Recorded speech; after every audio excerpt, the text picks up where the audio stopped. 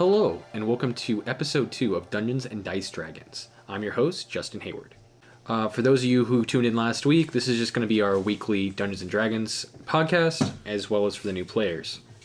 Last time on Plane Shift, our heroes had managed to make themselves known into the Feywilds, where they encountered a sort of specter in a bizarre tea party situation, as well as fought some drow that were trying to capture some of the local sprites from the Oakenheart village.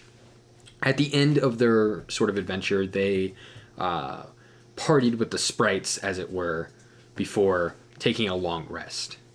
When the party awakens from their long rest, each of them feels a little stronger than the day before, as each of the party members has leveled up since their first session. And waking up first is Gore. Wow, I feel much better. Let's see here. Are the other two still asleep? Yes, so you look over and you noticed passed out, especially Citradora. She is racked because she had a long night of drinking with some sprites. Okay. I'm gonna go wake up Drozath.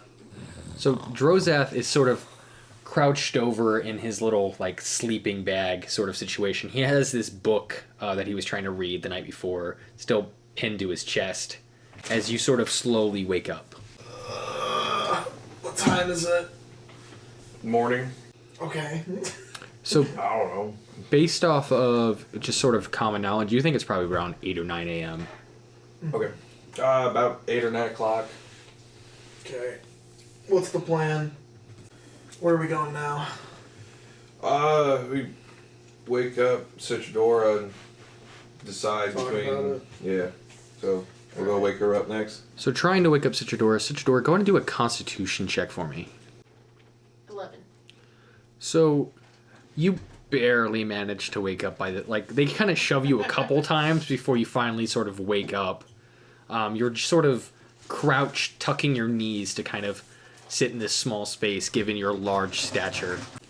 So yeah, all three of you guys are awake, and around you guys, you noticed a lot of sleeping sprites. Some of them are a little curious in the way that they're dressed. They got some weird toga-looking clothes. Some of them not wearing any clothes at all. You have just 1-inch dudes with just hanging out there. All right. All the centimeters from this 1 inches. Damn, a centimeter? That's gotta be impressive. Mm-hmm. Brings a whole new term to needle dick. So yeah, they're kind of just sleeping. As you guys sort of wake up, you notice that Cherry sort of kind of walks up to you guys, and she's just like, "Hi, good morning, welcome back to the land of the living." You got any breakfast? So you kind of get this sense of smell as you smell sort of burning pork of some sort. Well, you said you eat only meat, so we found some wild boar and we cooked it up for you. Sounds great. We also have, and she kind of pulls out a giant thing of mead.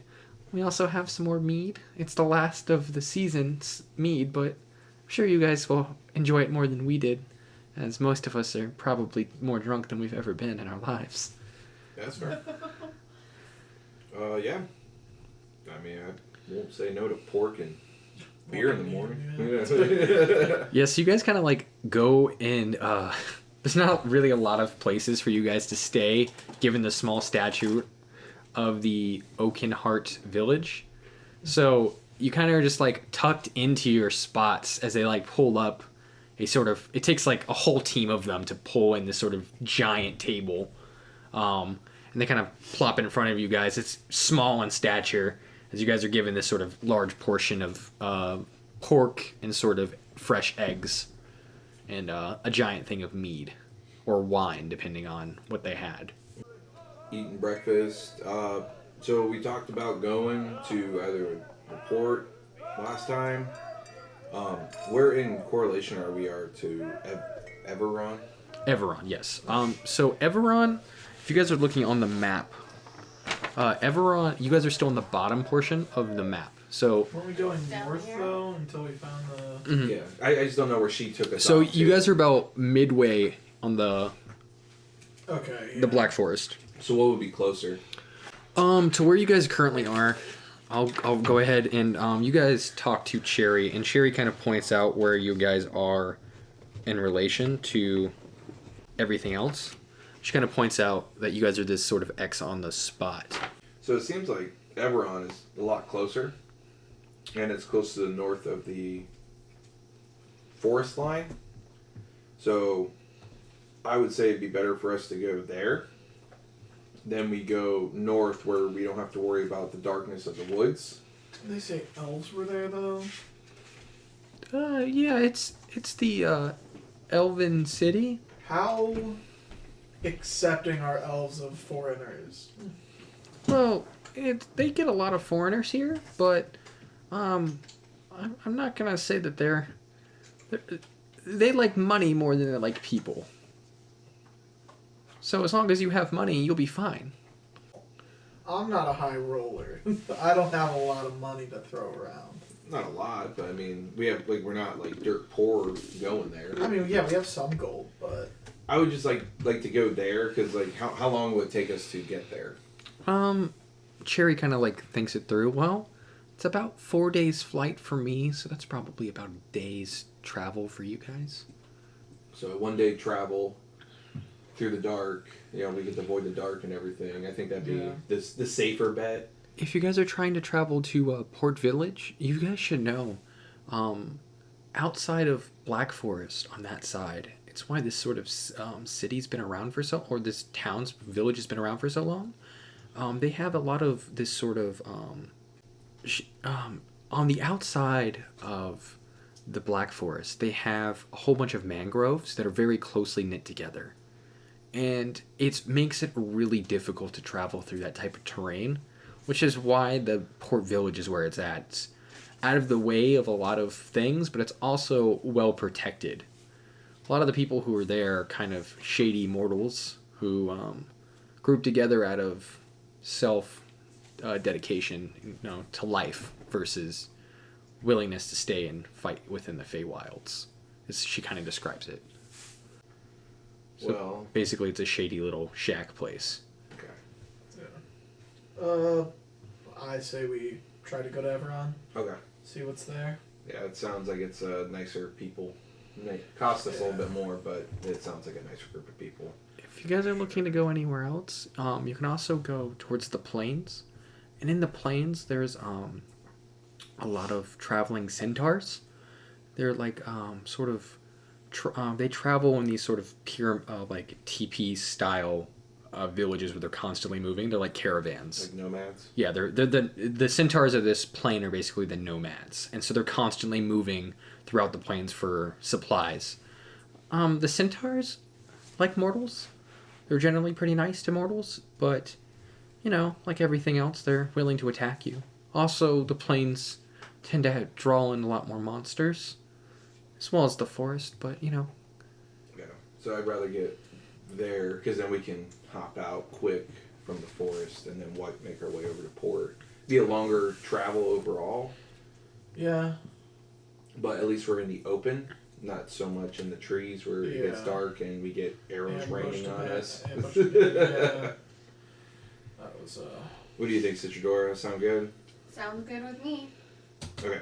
So we'll finish our breakfast and thank you for your help. hospitality. We appreciate it.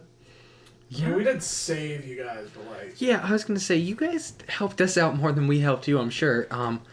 My father would like to give you guys something before you leave. money? Well, depends A little on. greedy over there, aren't you?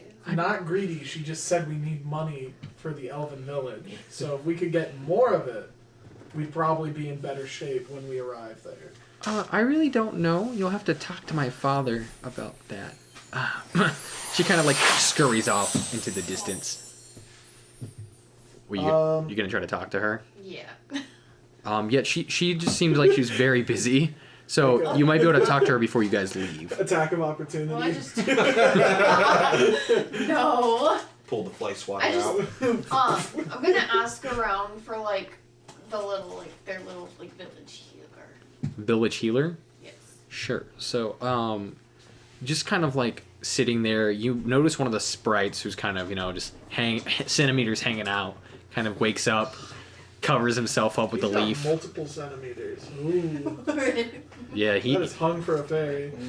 he Like kind if your entire body is 2 inches tall and 1 centimeter is a little under a third of an inch. I know I'm playing a bull, man's but I mean, hung to his obviously that's the knees. bull of the farm over here. Man is hung to his knees.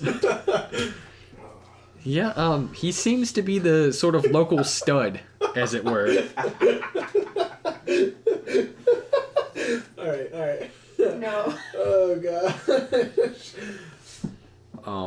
You know what? For thematical purposes, I'm changing his name now. His name is now, it's Jeffrey Longbottom. Oh yeah. I like it. Jeffrey Hardwood. Yeah, No. Lance Hardwood. it sounds like a porno name, guys. I don't know how I feel about that. You know what? His nickname's the Twig. The twig. Oh yeah. Instead, got the log to them. Tree branch. So the Twig kind of wakes up and he kind of grabs a leaf off of the floor and kind of covers himself up, and he kind of walks up to you guys and he's just like with a deep, light voice, he's just kind of like, "Hey, how's it going? Good. How are you? I get around." And you kind of see some little pixies kind of hee-heeing behind him as they're kind of like covering themselves up, running back to their house. Well. Looks like you had a fun time. Oh, I'm not, I'm not out here for nothing. Where's the king stay? Or the leader? So the chief, Chief. yeah, the chief, he kind of points off towards the end of so like you guys are towards the front of the tree. Mm-hmm. On the very far end, sort of down this narrow pathway that's kind of maybe you could pass through, and you might be able to fit thin-wise, but height-wise it's going to be a little tight, because of just how they have it structured. Like, they have a lot more buildings that kind of stack up. It's more like New York City, where It's these... more vertical than horizontal. Exactly. I would like to take 2 steps and then be on the other side of the tree. Yeah, so you're like... You take like 4 steps, and you're kind of like in the center of, town, almost like city square. And you can see on the far side, the chief sort of just kind of looking out at you and just kind of being like, "Oh, hello, how may I help you?" So we were planning on heading out to Everon, and from what we've gathered, we might need a bit of coin to get ourselves in. Chief Basil kind of like rubs his giant sort of orange beard. He's kind of like scruffing it up, and he's just like, "Well, I don't have coin, but what I do have," and he kind of pulls out a piece of parchment, and he basically says it's a gate pass that'll get you guys to Everon through the gating system. It's basically it's signed by Chief Basil, and he's just like, "It'll get you through. Might not get you out, but at least get you into the city without problems." How do you get out? You pay the fee. I don't know. Pay the fee. Do you know how much the fee is? Well, last time I was there, I was probably... He kind of points at a really young-looking sprite, and sprites age pretty well, like he's probably a couple hundred years ago. Mm-hmm. He doesn't get out much now, being the chieftain. He's like, when I was a young sprite, I was probably there. It's probably around like 25 gold. Okay. What about inflation? Inflation is a whole thing. But he kind of like, again, sort of scruffs his beard again. He's like, but given things, the elves, they have a lot of problems and a lot of things they need help with, so I'm sure you could find work. Yeah. Alright. That works. Sounds good. Citra, are you down to go to Everon? Any other business you want to tend to here? Still looking for the healer. Yep, so you find, you're looking for the healer, and you find Mustard Sealeaf. And she's sort of sitting there brewing like a little pot together of herbs and spices. Got that KFC going real nice. That's what I was thinking. Yeah. And she's just kind of like looking at you, and she's like, hi, can I help you? Little old lady, clearly very intimidated by your size. Like, I mean, you're a giant. I'm Literal giant. yeah. Yes, hello. I'm on a search to find a cure for a disease that my father has contracted, and I was wondering if you might have some ideas for me. We're not sure what it is, but he seems to be blinded, and then his skin is almost like tree bark. So she kind of looks puzzled, and she's like, well, I don't know about any sort of disease like that, as the Feywild doesn't have very many diseases of that nature here, just given that we're all magical beings. But if you head towards the capital, if you head towards Crescent Moon Island, the Moon Elves there might be able to assist you, as they're sort of a magical arcana group that live on the Crescent Moon Island. And after that, she kind of goes back to making her little mix, and then you see her sort of almost blending it together, and then you just see her sort of drop it into a cup and just chug it, and she's just basically it's one of those green drinks that people want to have to keep fit. She's just kind of drinks it, and she's like, gotta keep healthy, I'm 402 today. Well, happy birthday. Thank you. Hatch day. How long are years in the Feywild? That's a good question. Time is irrelevant here. Then why do you care about your 400-second victory? Sorry. So, based off of your knowledge from your characters, just kind of experience traveling to different planes, you know that the Feywild has an interesting concept where things are constantly shifting and changing. And the only thing that really doesn't change is the year, but the terrain features and everything else can change in a blink of an eye, which is why it's so bizarre to live here. So everyone just kind of is constantly adapting. So the only thing they have to go off of is the year. And so they kind of just count days and hope for the best. Every 365, they're like, man, I made it another one. End of the year. Yeah. And given their long lifespans of the creatures that live here, again, it's pretty irrelevant. Yeah, that makes sense. So after you guys do that, you guys got some breakfast. Is there anything else that you guys needed to do here within the Oakenheart village? Nope. So after everything, you guys had breakfast and things, it's probably about 10 a.m. before they sort of open up the wooden gates the heart of this tree, and you guys are brought back into sort of a clearing, as it were, of different areas. And as you guys are leaving, you notice that all of the Honey Bay family is sort of waving their hand at you. And you see a little tear in the eye of your new friend. And as Cherry's kind of crying a little bit. And you see her holding a newborn baby Sprite, and her husband seems to be coming in. You gather that she's clearly had this child before. You guys met her. Yeah. It wasn't just overnight. It wasn't just in the last 10 minutes that we talked to her. Yeah, so It's Twig impregnates quickly. Apparently. The gestation period is 30 minutes. Yeah, he definitely improved her well-being. Well, if they all do the wave at us, do we call it ripple? So, as they sort of wave, Gosh. as they sort of wave, they slowly shut the wooden gates to the city, and it sort of locks, and you hear this sort of tumbler sound behind the door as the mechanism sort of locks the wooden outer shell in place. And you guys are left back in the darkness of the Black Forest. Okay. I'm gonna see if there's like a clear path or some type of trail to go that way. Yeah, sure. Go ahead and do a perception check for me. 16.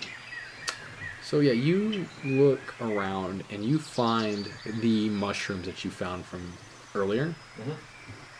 And they sort of were leading north. Again, it's not exactly north, but it gives you the general direction you're trying to go. Okay. Follow the mushrooms before, like we did. Sound good, guys? Mm-hmm. Yep. One lady? Yep. All right. Guy and girl.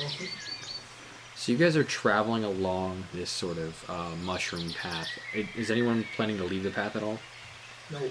I'm sticking to the Are you path. sure? Can we see? Like, is it light enough that Yeah, so we can like see in between the path? like I said before, there's a lot of mushrooms and sort of ambient light coming from the ground. There's also a lot of fireflies sort of flickering. Mm-hmm. And this is creating a lot of low light that everyone can see. Is it like? Is there any light that filters through the trees because it's daytime, or? No. It seems that, like most of the forest, heavy canopy. it's heavy canopy. There's a couple of places as you guys are transversing that you notice are like lighter clearings, where again it's not completely open, but it does have some sort of lighter areas. And it seems to be like it's one or two every couple hundred feet. You notice the river towards your right, this sort of bright orange color, as you guys are sort of transversing this path along it. Okay. So we just keep on trudging. Keep trucking. Alright. Roll for perception along the way. Yeah, go ahead. We're Yeah, good. just see if you see anything. Yeah, it's a whole 5. Yep. So as you guys are transversing, you does anybody else want to roll? I'll roll. I'll roll. Go ahead. 15. Okay. Perception.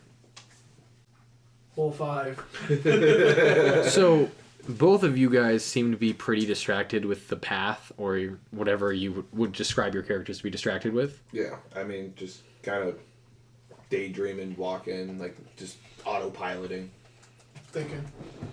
Okay. Just, Thinking about bacon. I got you. no. Okay. Sure. And so Citradora, you notice coming up ahead that as you guys have been transversing, there's been a creature that's been following you for some time now. It doesn't seem to have any sort of harmful intent, but it's definitely been following you guys. I remember hearing a howl before we went to sleep. Yeah, this doesn't seem to be a creature that'd be giving off a howl. It seems to be a little black rabbit. It's kind of like following you guys. Keeping an eye out for you, but not really getting within range enough for you to be able to, like, notice it without heavily looking. I'm gonna stop and, like, ask, who are you? Who goes there? So you turn around to speak to the rabbit. Do another perception check for me. Just her? Mhm. Yeah. Because she never mentioned it to either of the party members. 13. Yeah, so you turn around and you notice that the rabbit is no longer there. Do we notice her stopping? Yeah, so you would notice her stop and turn around. Citra, you see anything? There was a rabbit, like, following us. That's weird. Like, rabbits aren't really known to Didn't follow. Didn't know dinner would come to us. Yeah, right? No, you can't eat it. Why? Why? I want to eat everything. Uh, You're lucky I didn't eat one of those pixies. This close. They were sprites. Sprites, one of them. Oh yeah, pixies are way more dangerous. Sprites, yeah. Still, lucky. I bet they make a great beverage. Like, I feel like you could, like, shake one and, like, get some dust.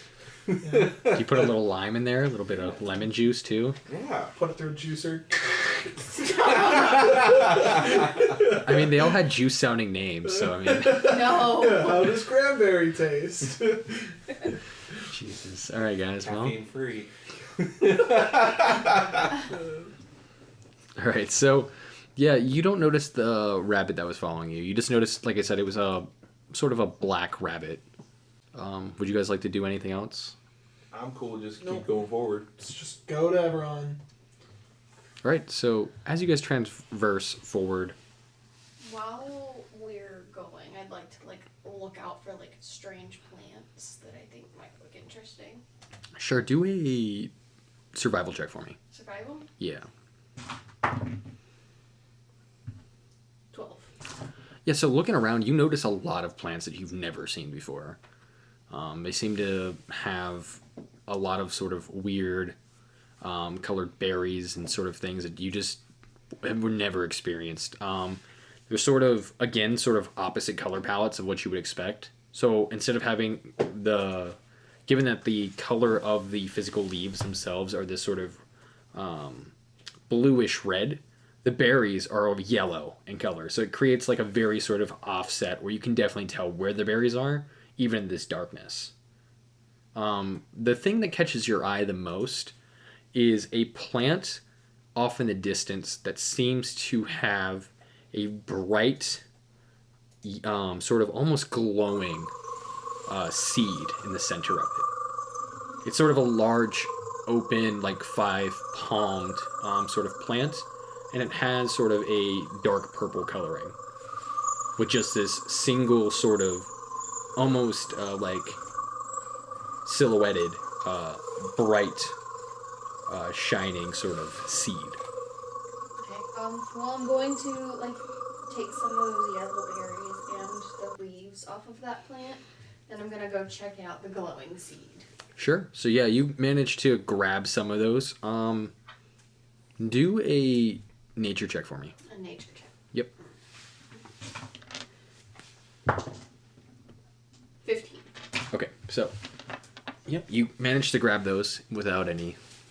You don't think they're poisonous? I'm not eating them. Just letting you know in general. So then you're heading towards the glowing dot. What do you guys want to do? So like how far off the path Yeah, is she? So that glowing plant's probably about 10-15 feet off the path. Okay. And she's about to head off the path towards it. Towards us. Towards the plant. Towards the plant. Do you want to wait for her while she's off there collecting berries and stuff? Might as well. I mean, what else are we gonna do? That's what I'm saying. I don't want to get lost. Yeah. I'm just gonna do a perception check to check around for Sure. danger potential. It's a whole 6. I would like to do a backflip. Do an athletics check for me. Let's go. Athletics. Yeah. 11. All right. You know what? That's pretty close. High or low? High. Okay. So you manage to do, like, you guys stop, and as you stop, you kind of just like, without it really trying, you kind of just like do a backflip and pretend like it didn't happen. Yeah. Seems good. Do I see this as I'm like Do a perception check for me, given that you're pretty distracted with these bushes. 19? Yeah, so you notice him do a backflip. I don't know if you want to acknowledge that I'm it just happened. gonna Look at him like, oh, okay. And you obviously did not notice the backflip. Okay. I just want to be like, whoa! And then, You would hear that. Yeah. What'd you do? did you not see that? No, I was looking around for Alright, danger. I did like the sickest backflip. You don't strike me as the athletic type. I'm not. It was crazy. Yeah, so you guys are just kind of sitting there admiring your backflip. As Citradora walks closer towards this plant, what would you like to do? You're probably within melee range of it now. Like, Gonna like investigate it, see if I think it's like toxic or anything. sure, do another investigation. Yeah, do a nature check for me. Another nature check. Yeah. 9. 9. You get the feeling that this is a really weird plant. You don't know why, but you just get a really weird vibe. Okay. I'm gonna like use my quarterstaff to kind of try to like knock the seed out. Okay, so you're going to use your quarterstaff? Yes. So you're going to stay... Okay, so yeah. So you go to kind of smack the berry and or the seed or whatever, and you notice that it kind of... You tap it, and it kind of just pendulum swings. But it doesn't seem to fall. Try hitting it harder. Yeah, so if you're going to do an actual attack roll, that's what I was waiting on. Go ahead and roll an attack roll for me. Like, I'm assuming you're not going to, like, first thing just be like, yeet. I'm not gonna like yeet it into oblivion, but I'd like to like get it off of the plant. 12. So you kind of poke it with your stick, and then you kind of come back and sort of lightly smack this seed going straight across. And as you do, the outer leaves of the plant wrap around your staff and are now currently holding it in place. And I need you to make a strength-based athletics roll for me. Strength. Yep, strength-based. Strength or athletics? Yep. No, strength, sorry. Just strength. Yeah, just straight strength. 21. So you manage to easily pull your staff back as this thing quickly closes up. Kind of almost as if it were a mouth. It's like the magical version of a... Like a Venus flytrap. Yeah, exactly. So, does it have, like, the delayed reaction time? Currently, it's closed. So, I'm going to say it's like, you know, it's within a round of combat, so you can wait a couple seconds and see what happens, but... I'll wait. Sure. Do you guys want to do anything else besides this sick backflips? I can try again. You surely can try. I think I've backflipped one time, and I think that's enough. So I can't let him be the more athletic one, so I'm gonna do a backflip now to show him like what real backflip is. Yeah, let's see an athletics roll. Let's see it. It's a 13. So, seeing his backflip, you also managed to do a pretty dope backflip. You kind of just, unlike him utilizing the momentum to sort of get his backflip while he was moving, you kind of just in place backflip. You kind of like drop the axe on the ground and then just one quick poof, backflip. And I pick my Is battle it axe mic right drop? back up and just stare at you. I'm like, that's how it's done. Nice. Thank you. Got a sick backflip. So Did him a lot in the arena. So as you guys are discussing dope backflips, you notice that the sort of magical Venus flytrap sort of opens back up slowly, about halfway. About halfway? So sort of it creates like a cone where just the sort of pendulum is. Okay. I'm gonna hit it with the quarterstaff again, like on the side, not the seed itself, but like on the side of the flower or the leaves. Yeah, go ahead and do another attack roll for me. 10. 10 total? Yes. You attack it, and it seems like it's sort of like still moving and sort of like moves almost out of the way. And it's still halfway open. Okay, I'm just gonna like. You're in combat with a plant right now. I want to be honest with you. 1v1 over here. I want to yell back at Citra, being like, "What are you doing?" Checking out this plant. It's a plant. What about it? Photosynthesis, am I right? Wow.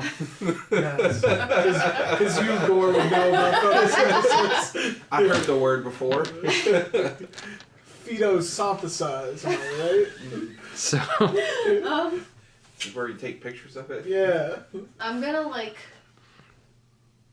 go try to like yank it out of the ground.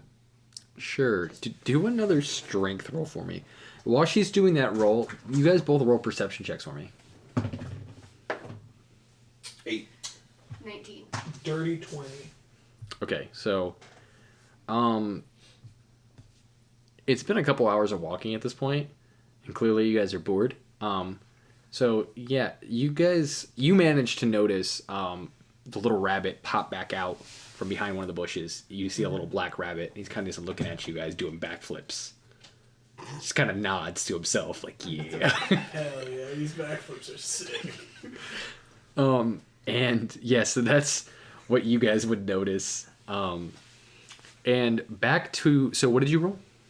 19. So yeah, you pull this plant out of the ground. You kind of just grip it around its sort of planty neck portion. And you kind of just... Stem? Yeah, it's... The yes. planting neck part. But, I mean, it is the stem, but at the same time, like, I'm thinking of it, like, from, like, a visual standpoint with the face, the mouth. Yeah, so, you know, it's like the neck. You're, like, strangling it around the stem. And you kind of just yeet it up. Sort of like when you see people, like, pulling up, like, fruits and, like, vegetables and stuff out of the ground. You kind of just pull it up, and you just see... Carrot. Yeah, like a carrot. Yeah, you just... Ugh.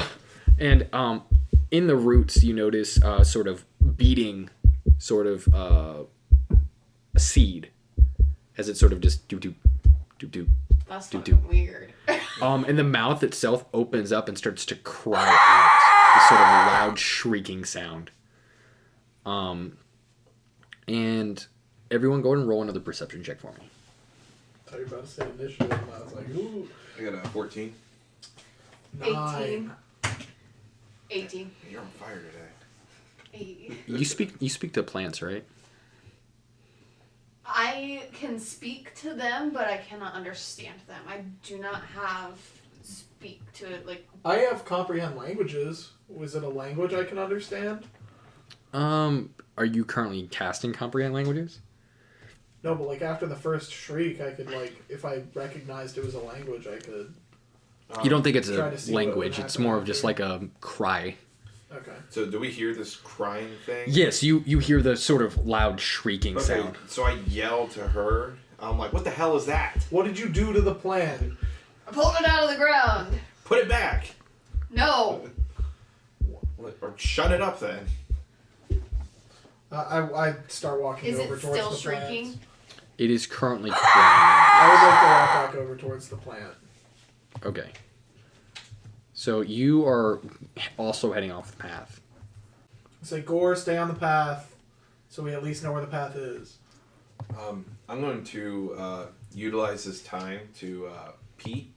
Kind of mark the territory so I can, I got a strong sniffer over here. I can find my way back if need be. Yeah, so as you're sort of marking your territory, you guys all start hearing a loud sort of shrieking sound of multiple sort of small shrieks sort of coming forward. Hey, Citra, maybe you want to put the plant back? As something's moving in quickly, I need all of you guys to go ahead and roll for perception for me again. 7. 10. 13. So you guys, given that it's pretty dark, you guys just hear a noise coming Do have... of an animal shriek, of a lot of animal shrieks sort of coming. Does it sound like the same shriek that's coming from the plant I'm holding? No. No. I can see normally in darkness, Okay. both magical and non-magical for Well, 120 I'm going feet, to so. just, like, rip the little weird beating heart seed thing. Yeah, go ahead and do an attack roll. Attack? Like an unarmed strike? Yeah. Nat 20. Okay, so go ahead and describe how you're ripping this heart out. Just ripping it out. I'm gonna, To like... him, it's been gendered. It. ripping its part out. I'm going to, like, grab it, or, like, just one-handed, like, twist and pull it off. Yeah, so you sort of just I'm Mortal like, ripping some of these Kombat, balls off. Mortal Kombat style, go in and just grab this heart and rip it off and just kind of go, Kato wins, and sort of crush it in your hand. No, I don't want to crush it! She wants to preserve it. Oh. And grieve Oh, it. so then you stuff it in your bag instead of Yes. Yeah. just slide it in the bag. And then it Has kind the of, plant stopped screaming? the plan is now slack. And now I need all of you guys to roll for initiative. Oh, a big 7. Got nat 1, baby. Oh my god, shit. no. Immediately trips at start of combat. I'm peeing over here, man. Taking a waz. Slips in the dirt that you made. Slips in mud, slams face into it. Pee a lot, Oh my man. He said, I'm Joe Dirt. It's deer tank. I mean, hey, you did drink quite a bit, or a little bit, I think. That's what I'm saying. All right. So, all right. So 25 to 20. 21. Okay. 20 to 15. A 1. What'd you get? 7. 7. Okay. So. Big 7. All right. So. Lucky number. So Citradora, you hear coming up in the distance animal shrieks. Given your knowledge, go ahead and do a nature check for me. See if you can determine what type of creature it is. 10. So you understand it to be some sort of bird-like creature, and it sounds like it's a lot of birds coming, as it's they're sort of flying in. How far are they? Do a perception check to see if you can even see them at this point. 7. It's really rough for you to see them. Also, you're in the darkness off the path, so it's Yeah. you have very little light, and you don't have dark vision. So, yeah. So it is your turn. What would you like to do? You just hear shrieking coming. Would we know like how many it is, or it just sounds like a lot? Sounds like a lot coming. Okay. That was just, throw a bonfire on the ground. Best cantrip in the game, baby. I mean, it's a thing for sure. Simple. Fire. Set the dark forest on fire. I'm Dude, going do to it. Let's go. wild shape Sure. into a rabbit. Into a rabbit? Well, oh. Does wild shape, is it like polymorph in the way that if you get hit enough, you'll D-shape? D-shape, back to Rather your... than just dying? Yes. as a rabbit? Okay. So there's... birds are coming. Yes. So you Some want to you eagles- want to naturally Some be... eagles like rabbits, some owls like rabbits. I'm. You want to be a snack. So Um. looking like a snack to these birds. I'm sorry, Justin. Yeah, that was a little That has cringe. to be I don't want to lie to something you. that I've seen. So anything in the natural world that you've seen? Have Yeah. you ever seen a rhino? No. Probably not. I live in the woods. What about a wood rhino? I don't think those exist. Rhinos native to wooded areas. Those are winnows. Winnows. Winnows. They have tree bark for horns. Seems kind of inefficient. Try to stab someone, just like. Gonna Just give 'em a big gonna splinter. wild shape Their name's to Splinter. look like the deer that we killed. The deer that you killed, That they killed. I didn't kill it. you can look like a deer. I can't look like that specific deer. Sure, try. Go ahead. I don't roll for it. I just I'm aware. You're gonna try to look as closely to that as you could. so just roll a base d20 and Yeah, let's see that. Let's go for it. Cosmetics. How close you get? 15. Okay. It's pretty close. You think you got it marked pretty well. Yeah. Yep. Yeah, All right. and I'm just gonna sit there and All right. wander. So next up, so still being on the path. Josh, you're still on the path too, right? No, I walked over, Okay, so you're in the darkness. So but I can see. yep. So go ahead and it'll begin your turn next. So you hear this sound of birds sort of. Can I see? Like, can I roll perception? Yeah, go ahead and roll perception check. 11. So looking around, you do notice, you see what looks to be up in the sky, sort of a lot of figures of sort of black figures sort of flying in. Are they like humanoid sized or like? They're bird sized, so Okay, so they're smaller. yes. Would it be my full action to like take the rest of the deer leg and just huck it up in the air? You just want to like hold it up there. No, like throw it, just like launch it up there. Yeah, if you're gonna launch it, I will say that that'll take your action. Why not? Sure, go ahead and Chuck the deer leg up. yeah, go for it. Do I have to like roll strength or something? Or? Yeah, do a strength roll. Let's see. Actually, do athletics. I'm sorry. Okay, well, so that would be a 10. Okay. If it was strength, I believe that would also be a 10. So, given that you have eaten most of this leg, it's pretty easy to kind of throw. You kind of just yeet it up into the air. Yep. And there's now just on the end of your turn, there's just a deer leg in the air. There's you on the ground, and next to you is Citradora, who is currently shaped like a deer.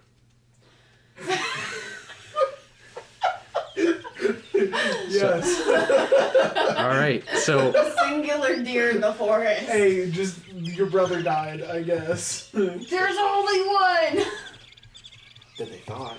Yeah. Maybe its leg regenerates and likes to throw its own other leg in the air. It's like a snake. It sheds its skin and I gets a don't. new If one. they're just birds, I don't think they're gonna think that hard about it. Also I just true. want to see if they're like super carnivorous and just like snatch it out of the air. So, coming from the bird's direction, you actually hear something in, what languages do you speak? Common, Draconic, Druidic, Elvish, and Giant. And I don't. deer currently. Deer. Yeah, so you hear in a language that you understand, "Brother, I heard you were harmed. I've come to save you." He's got siblings. I was right. And they kind of hear, then you kind of hear a stop. And he says, "Oh, I see. You're not my friend." And it kind of, so you can see it, but given that it's not your turn, you'll be able to interact with it on your turn. I need you to go ahead and do a wisdom save for me. Me? Yep. She's the imposter among us. 19. Okay. I gotta stop. All right. So, yeah, and then it kind of you kind of just see it kind of this creature sort of looking up. It looks very much like a tree-ish creature, and starts to move its hand in a direction as if guiding this sort of group of birds in to attack the party. Okay. As it sees this leg being thrown up in the air. And you would hear it again saying, "I will get my vengeance." So it's a moving tree?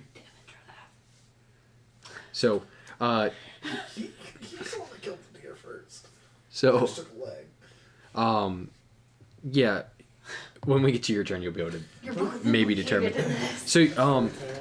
coming at you is a huge swarm of birds, and it is going to make an attack against you, Of course it is. given that you were the closest to it. Me? Yes. I'm just trying to pee in the woods. Just as a. What's your armor class? 16. Yeah, it's gonna hit. Remember, when you're raging, it's half damage, but you are currently not raging. Or you suck. Now he's angry. So you're gonna take 6 piercing damage as this swarm of birds starts pecking at you and scratching you. Okay. And they're currently occupying your space.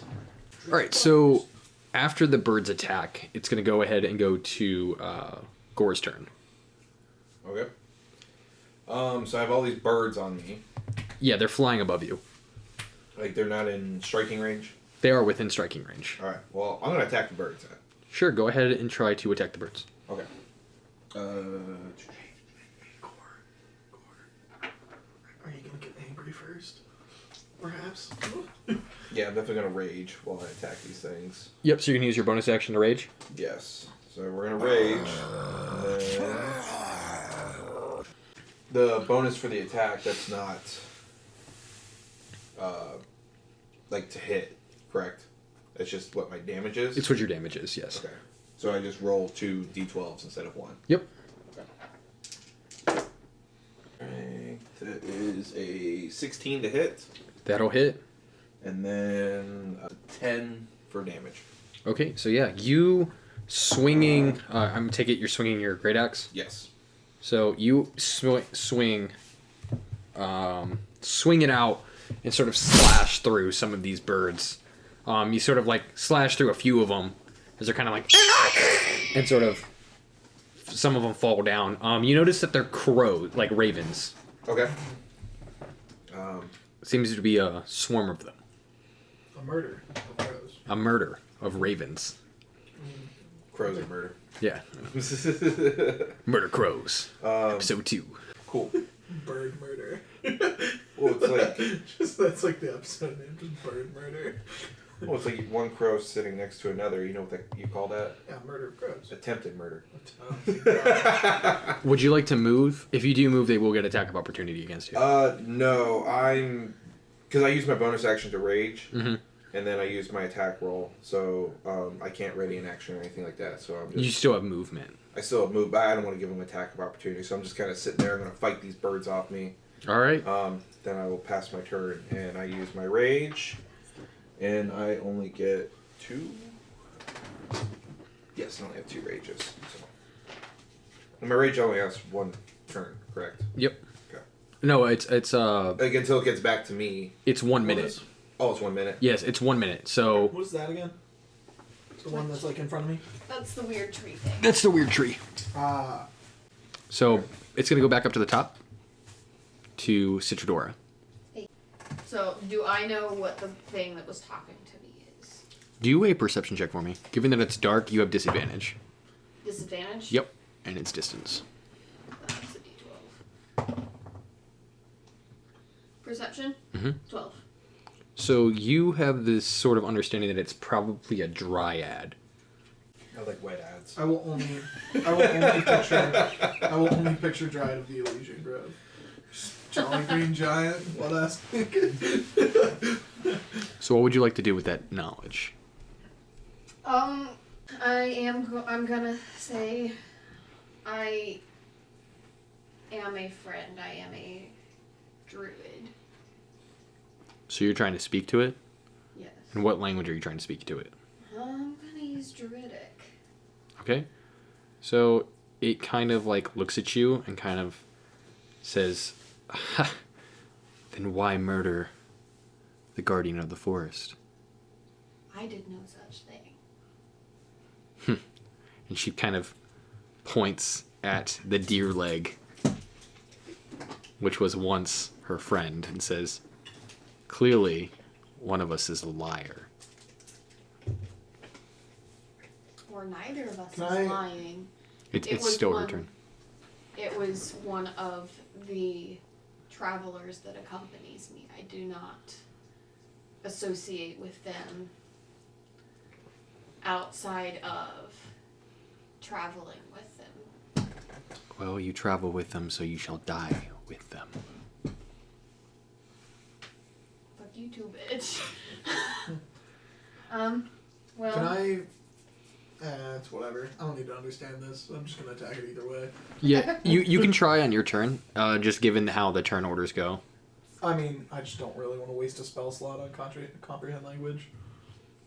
Yeah. Naturally, you would not know this conversation.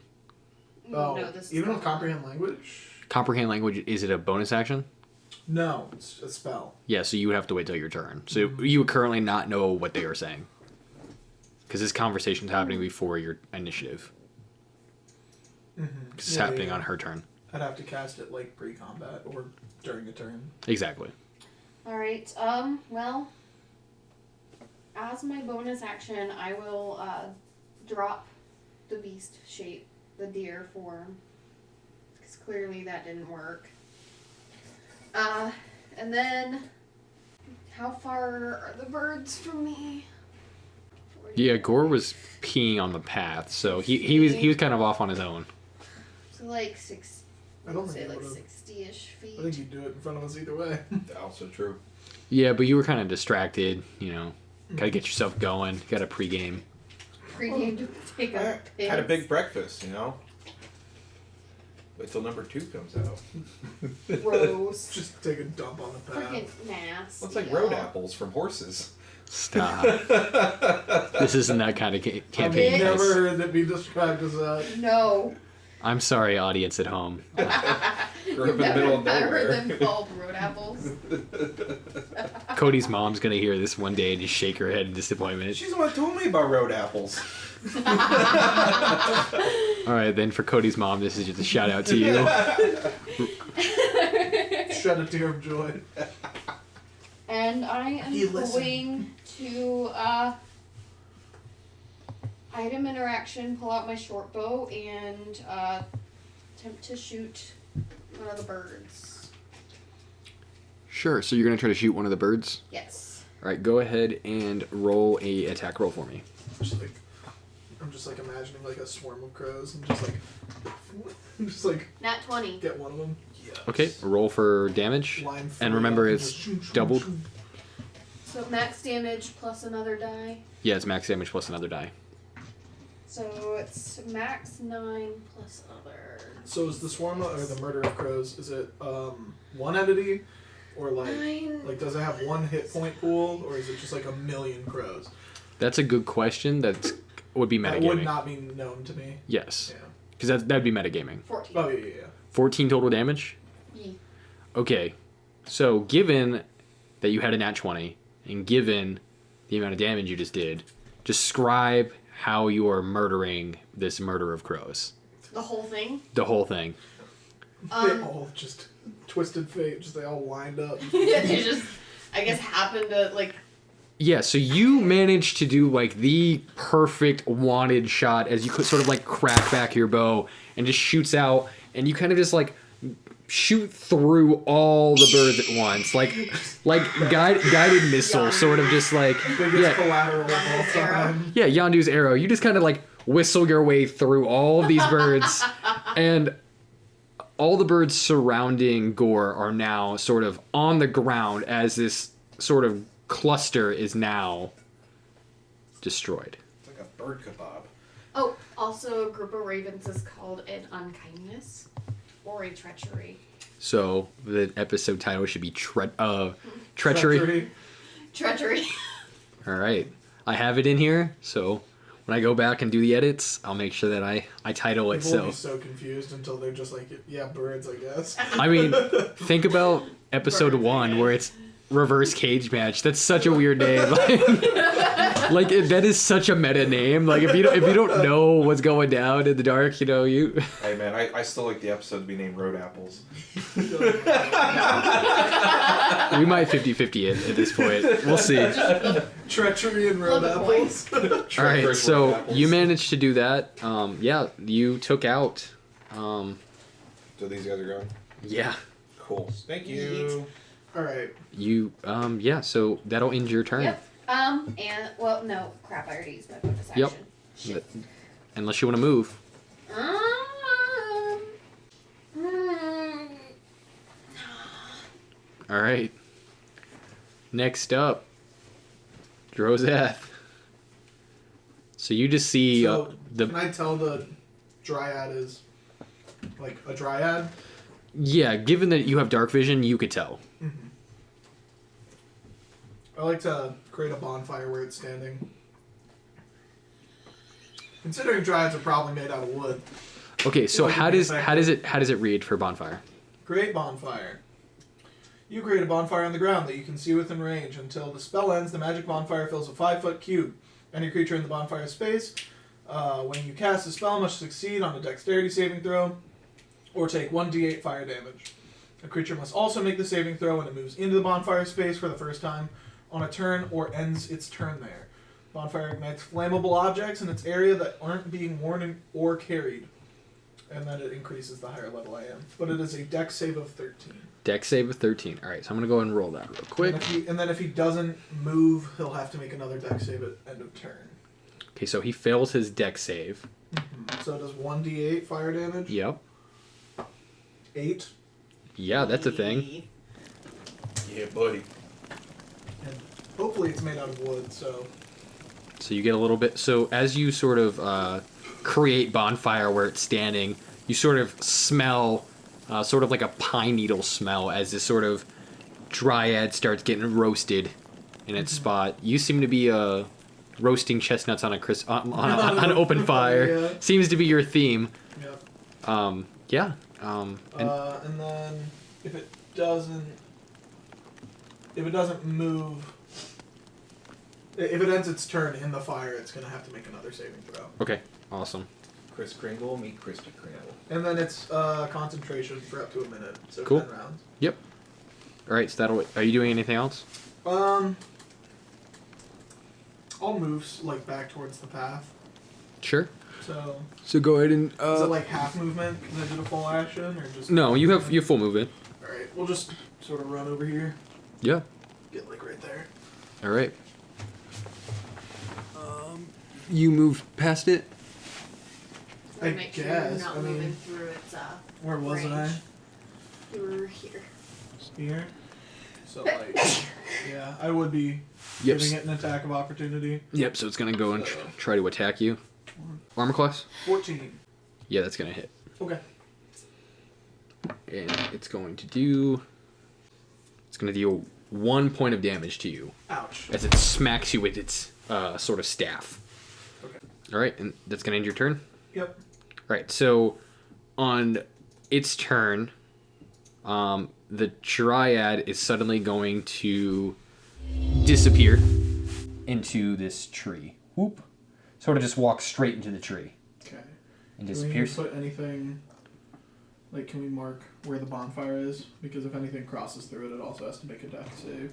Right there. Here. Wait, wasn't it? It was to the right a little bit. It's fine. It's right here. So, all right. So I have a marker for it. All right. So we have that, and then Oh, do I lose concentration when it hits me? yes. Okay, so bonfire stops. Actually, no. You make a concentration save. Go and do a con save for me. See if you keep concentration. 17 plus whatever. Yeah, you keep it. Okay. So bonfire's still going. Bonfire's blazing. All right. So then next thing. All right. So it's gonna suddenly, yeah, it's gonna be gone, and it's just gonna be gone for this turn. Moves on to the next turn. So next up in the round is back to Alright. Gore. So, with it being lit on with the bonfire, would I see it go into that tree? Yeah. Okay. I am going to move towards that tree. Yeah, because I have 30 feet, so that's six moves. And then I will just ready an action to attack. Like, just be ready for it. Okay. So you just, what action are you holding? My just standard battle axe attack. Okay. Yeah. So you're just waiting for it to potentially attack you. Yep. Cool. All right. Back up to the top. What's Citrudora? Would I have seen it go into the tree? Yes. Yeah. Yeah. Actually, you were pretty distracted with your nat 20. Go and do a perception check for me with disadvantage, given that it's dark. But there's a. There's a bonfire. fire. Oh, there is a bonfire. Never mind. So you wouldn't have disadvantage anymore. Yes. 18 plus 4, 18. So you definitely saw it go into the tree. If it came out of the tree or not is unknown. Oh, okay. It's too late, but could I have Hellish Rebuked it as a reaction when it did an attack of opportunity? Yes. Okay. It is too late, so. Yeah, it's the same thing. Yeah. It happens. Again, this is a fantasy-based game, man. Yeah. Yeah. Because yours, you have to take damage to Yep. do it, correct? I have to get hit by something. Alright. With the Dryad being in the tree, could we consider it a creature? Do a perception check. 13. Yeah, you don't know if it's still in that tree. You know that it went into the tree. Can I assume that it's a creature? Like, even if I don't know?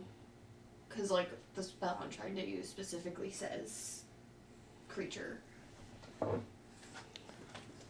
You'd have to know it's a creature or not. So it is a creature, even if it didn't become the tree, it just traveled through the tree is what you can assume.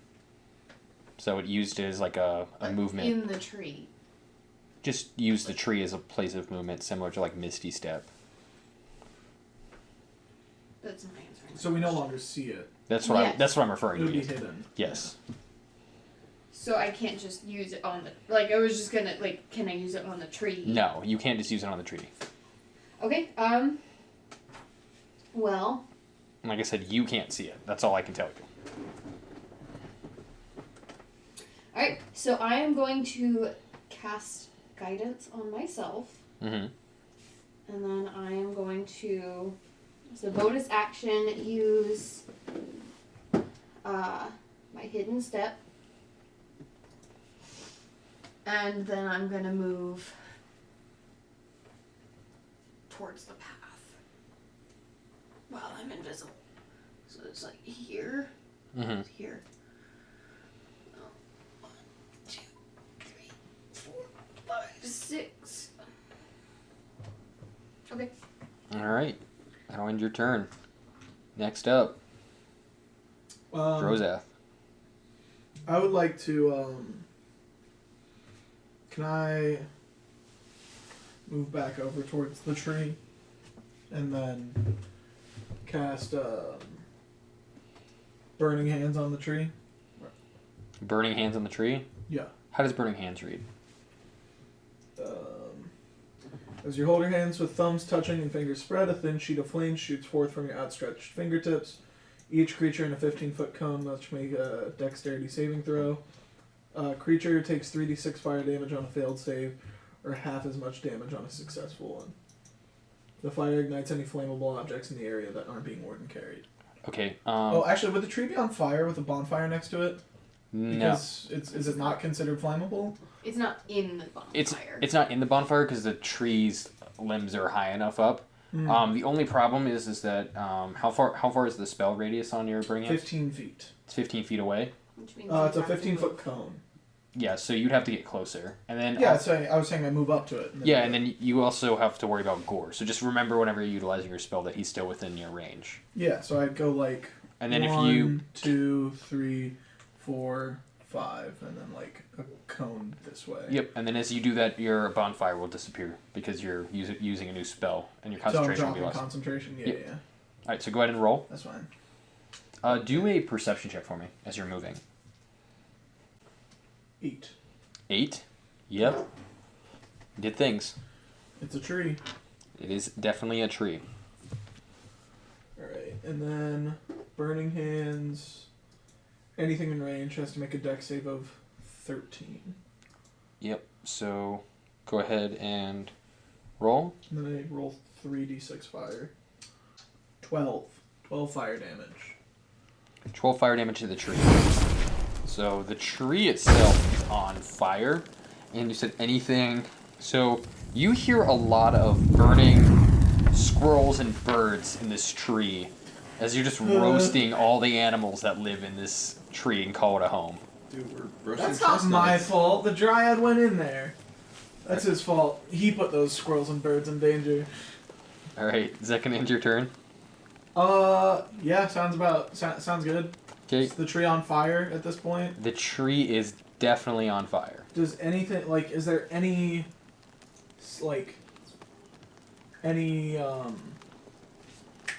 what's the word?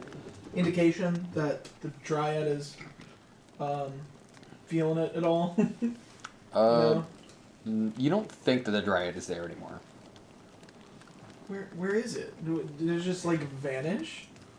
Maybe. I guess. Alright, so that's going to be the dryad's turn.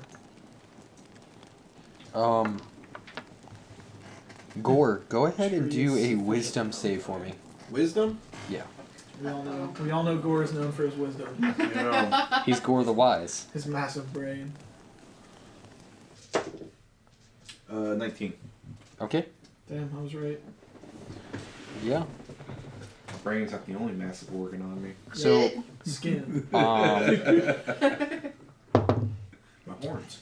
Mm-hmm. so suddenly from behind you, you see and sort of fade in, woof, sort of from the tree itself. Can this dude just go between like roots?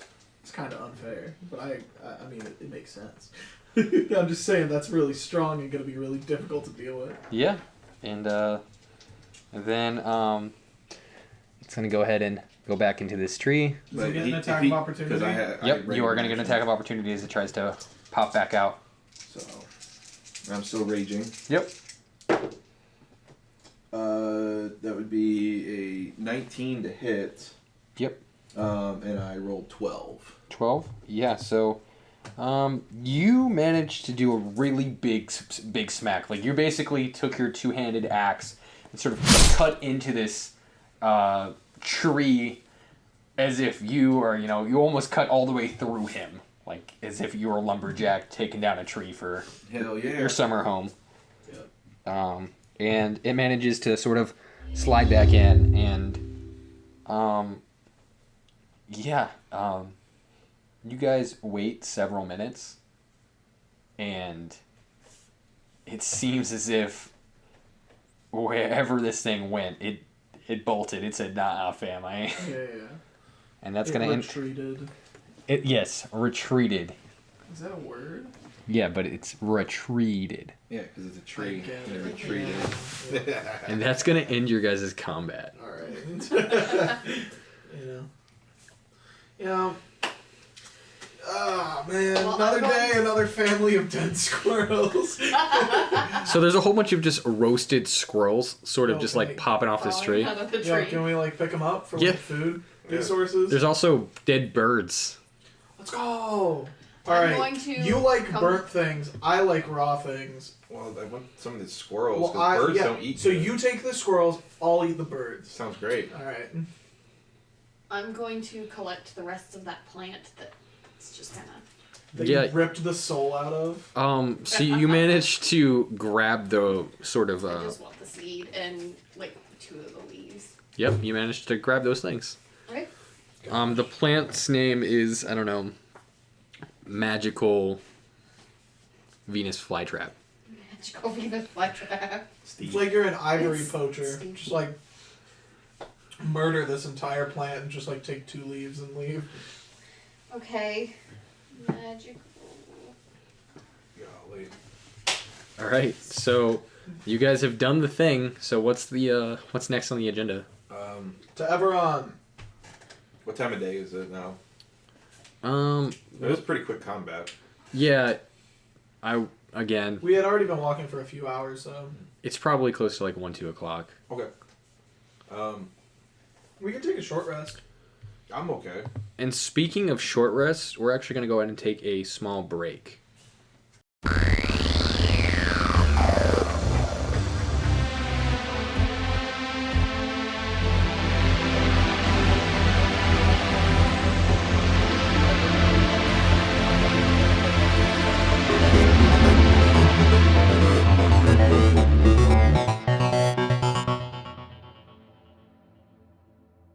So ending combat, you guys managed to make your way back onto the path, and you guys start heading north to Everon. Along your way, you guys notice the pathway opens up a lot more, and it looks like the foot traffic path that you guys were taking seems to be going more in towards a roadway, heading both north, west, and east. So it's basically like you're coming to a T intersection. Okay. Is there any like signs or indications like towards the city or? We want to go east because it was like we've been traveling north for a long time. Yeah. So Everon was to the east. I just didn't know if there's any signs like posted for anything like that. As you're traveling, you as you guys are kind of debating which direction to go, you see a sort of horseman sort of ride up. It's an elvish horseman, and kind of looks at you and he's like, So it's not a centaur. It is a man on a horse. "Yes, Okay. not a horseman. Yes." Yes. He kind of looks at you and he's just like, "Ah, mortals, what can I do you for?" Sort of. $30. I'm sorry. What'd you say? said $30. Indeed. So He seems to be a wood elf. what else? Okay. We're looking to get to Everon. Ah, I see. Well, you're not that far off. Head due east on this road. You'll find the city of Everon, but I must warn you, my kin are not very welcoming to mortals. We got this note. I'm gonna hold up the note from the king, or the chief of Chief Basil? Chief Basil. Yep. Is this enough, or are we gonna need to provide a bit more to get through? He kind of holds his hand out to try to I'll hand it over. opens it up like a scroll, and he kind of like looks at it. He's like, Yes, this should suffice. Take it back. But I warn you, not every one of my kin is so accommodating as I am. And you notice, like, even though he's talking to you, he has sort of this posh sort of procedure. Higher than now. Yeah, like he doesn't respect you truly, but he's not willing to dislike you entirely. Do you know about how far it is from here? You said it's not too far. Like another couple hours of walking. About an hour and a half or so. Hour and a half. Okay. What time of day would this be as well? It's about 4 o'clock. About 4 o'clock. So it's getting really close to dark. In the forest, like 5:30, almost 6 is pitch black. Okay. So, thank you. He's just on a horse, right? And not like a carriage or anything like that? Yeah, he's just literally on a horse, and he kind of just like nods his hat at you. Like he has like a cowboy hat on, kind of just nods his hat at you and kind of like rides off, heading towards the, he was heading from the east towards the west. Looking at him, you notice that he has 2 swords on one side of the horse, and then it looks like he's some sort of like adventurer heading off on like a mission or something. Yeah, so let's just keep making our way. So you guys head east. And as you guys are traveling, I need each of you to do a perception check for me. 13. 7. Not 20.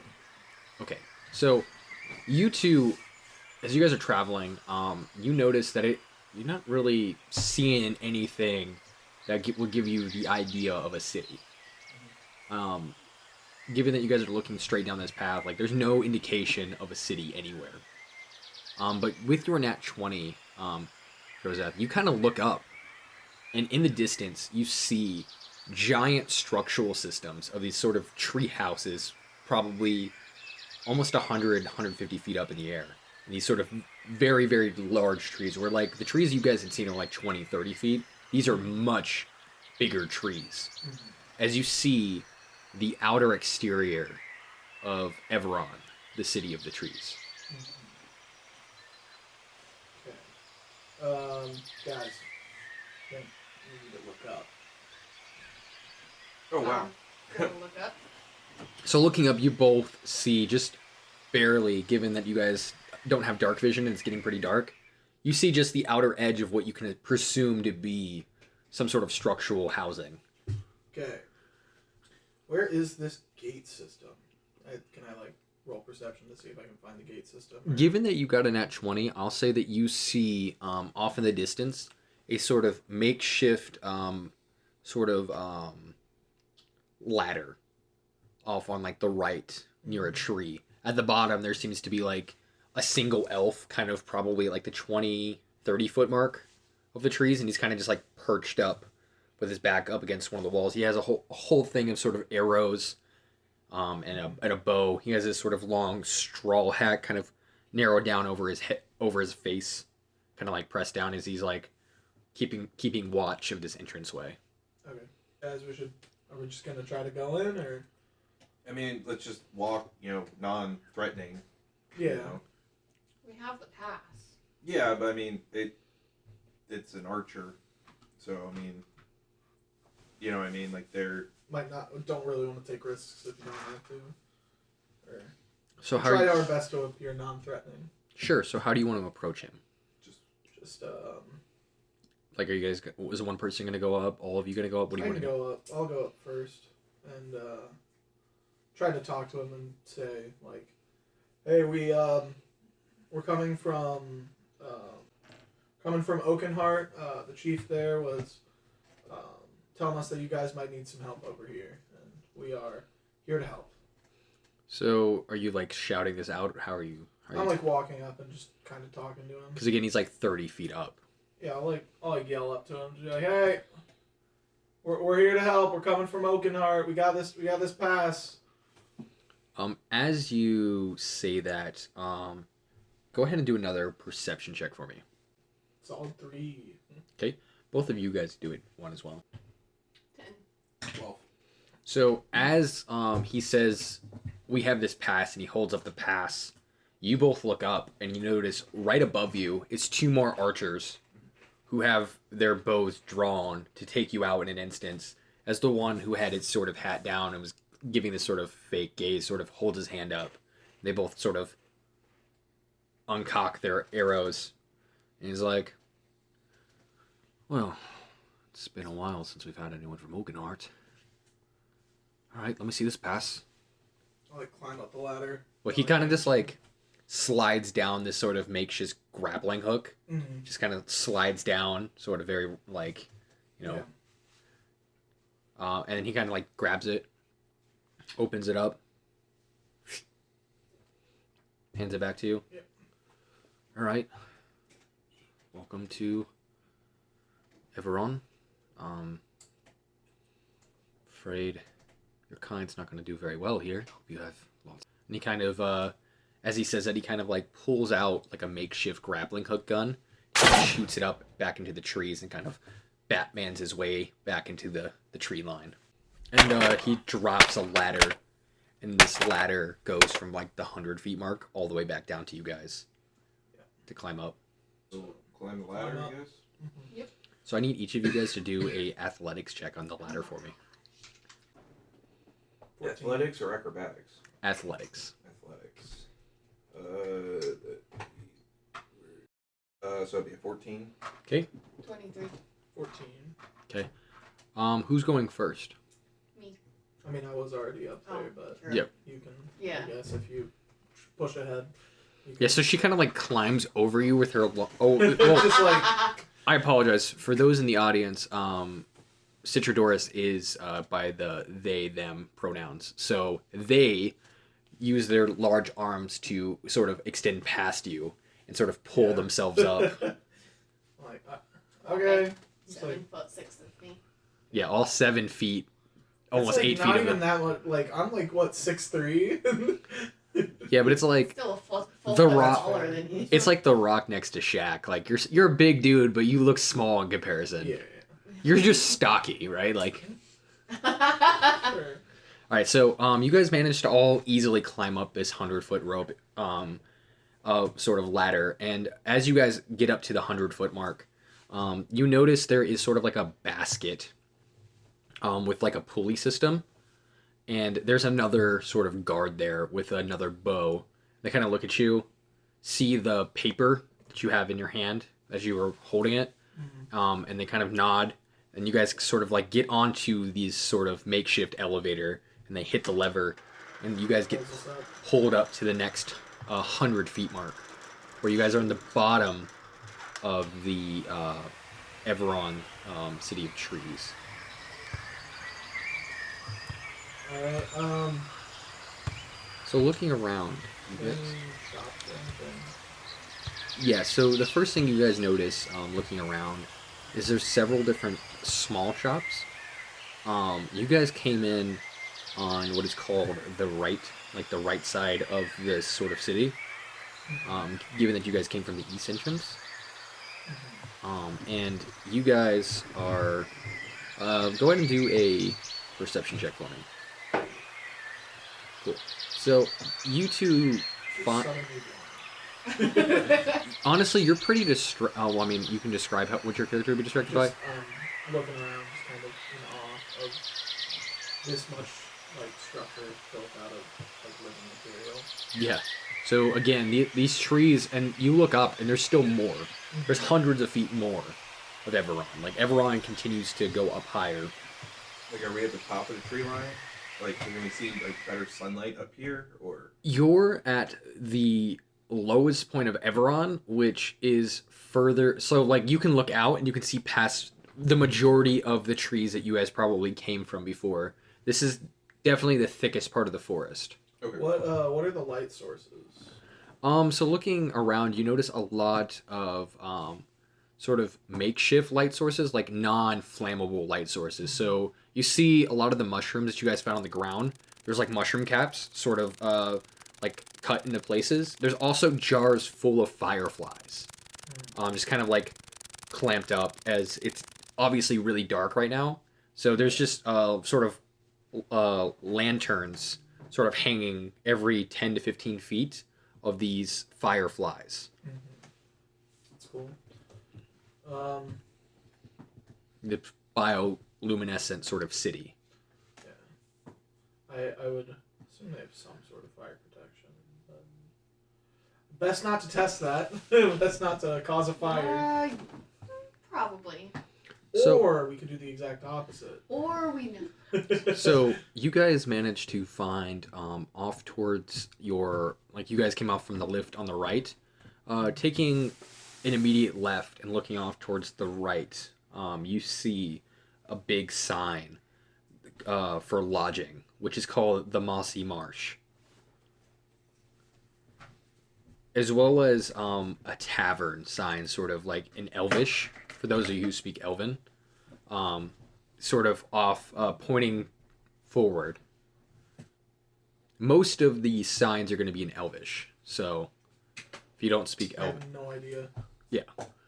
I can comprehend languages, but I speak Elvish, so I guess I will be Well, the translator. I'll say, anyone understand this, or am I gonna have to? So the Mossy Marsh is in common, but the sign towards the tavern is, you basically just see an arrow and you just see sort of like a mug sign. Mm-hmm. It's to help you people who don't speak Elvish, like the lesser than The people. simpletons. Yeah, the simpletons as they think of you.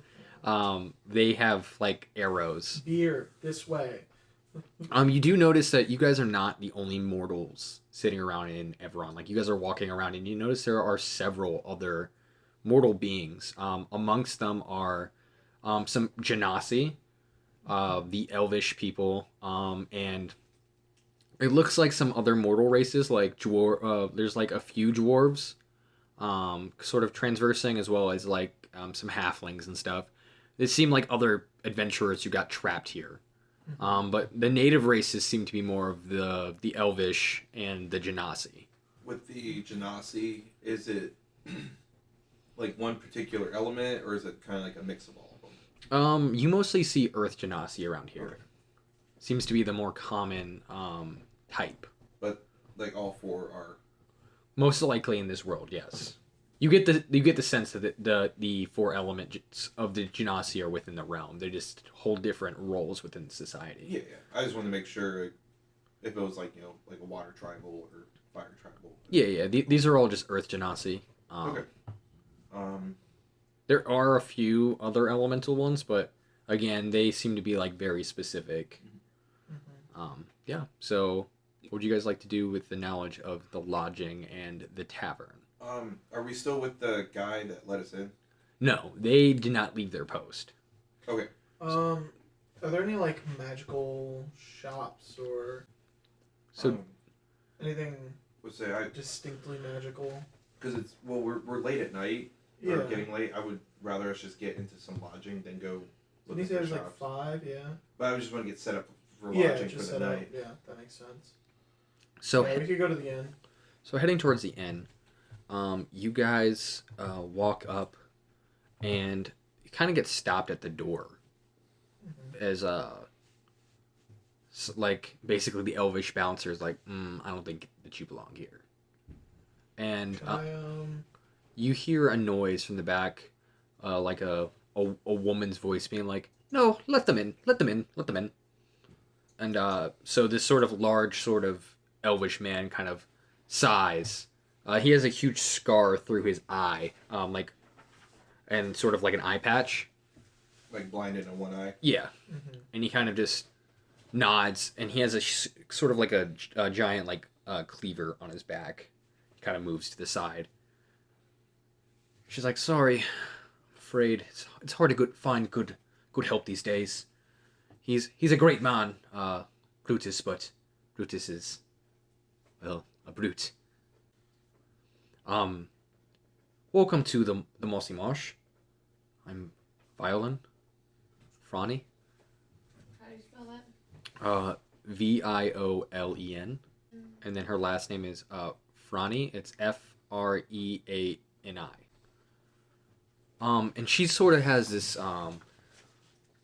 sort of high elf sort of look about her. She has sort of, unlike the sort of wood elves that you guys have been seeing out and about, she has, instead of the darker sort of brown hair, she has sort of this light blonde hair, sort of fair colored skin, and sort of more just, I guess, upper attire sort of dress that she's wearing. Look, I understand mortals are having a tough time here. I offer lodging to anyone who can pay. What's going right? It's about 2 gold per night. Per person? Can we... Per person. Per person. Per room or per person? Per person. Now, we're just getting our footing here in the Feywilds. Is there any way we can get a small discount until we can have a stream of income? Well, you're always free to sleep on the street, but it's not recommended. Come on. Can you do anything to decrease the price a bit? Is there... Do a persuasion check for me. 21. 21? Alright, look. Don't do it to Ulfin. Brutus kind of like looks at her and is like, really, ma'am? She's like, leave it alone, leave it alone. 1 gold piece each for tonight. Get you until morning, and you can find work. Thank you. Do you know of anywhere around here to find work? Like, is there like job postings or somebody you know of that could use some help, and they don't care if it's, you know, people like us as opposed to...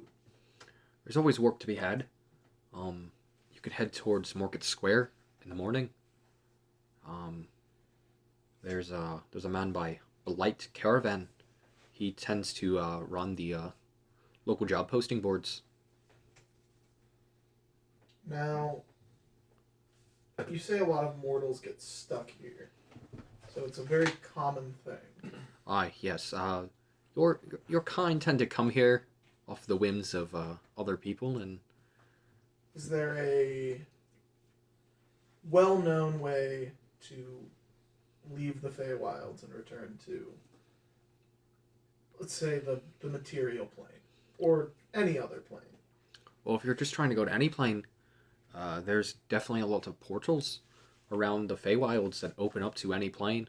They're sort of whimsical in how they appear, though. So when you show up at a new location, you might get zapped to the Land of the Dead, for example. If you're looking for a specific way to get to a specific location, your best bet is to try to head maybe towards the capital. Okay. Maybe So they have devices or something that'll get you home. Where is Of course, Everon in relation to the capital? So, looking at a map, she kind of like pulls you guys close, and she pulls out a map of the world. She doesn't offer to give it to you, but she does let you see a map of the world. And I'm gonna pass that around. Of course, that map's for purchase if you have 25 gold pieces. That's a lot of gold pieces. Yeah, Or you can buy the pieces of paper and you can build it yourself. The pieces of paper is only about 5 gold pieces. I'm okay on a map of the world. I'm gonna pay for. So regional maps are 5. So regional maps are 5. Building your own is 2 gold pieces, and then the world map is 25. Now. Okay. Can I give her the gold piece for lodging for tonight? Yeah, go ahead. So each of you will have to pay your 1 gold. So just Yep. make sure you guys mark that off. Got that. And that does include breakfast in the morning. Cool. Sick.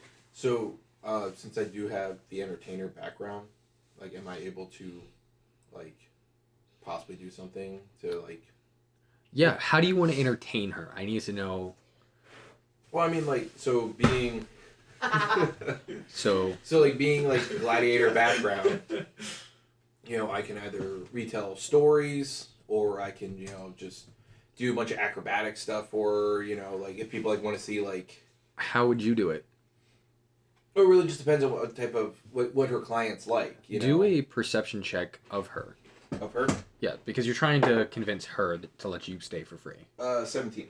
17. Okay, so she seems to be of noble birth, so she probably doesn't have a lot of experience with... She kind of...